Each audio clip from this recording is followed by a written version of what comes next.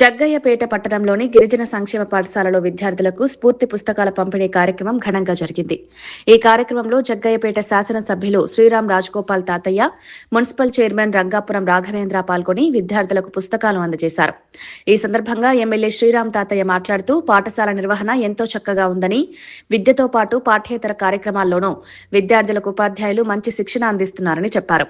ఆంధ్రప్రదేశ్ రాష్ట్ర వ్యాప్తంగా 17వ ర్యాంకు సాధించడం, విద్యా ఫలితాల్లో జిల్లాలోని అగ్రస్థానం నిలవడం ఈ పాఠశాలకు గర్వకారణమని తెలిపారు.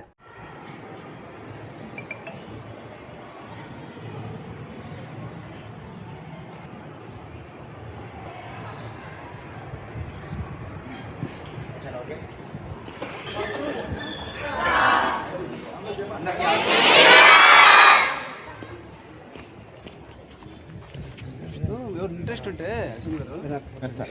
పిల్లలు నేర్చుకుంటారంటే లైఫ్ స్కిల్ వాళ్ళు ఎలక్ట్రికల్ తర్వాత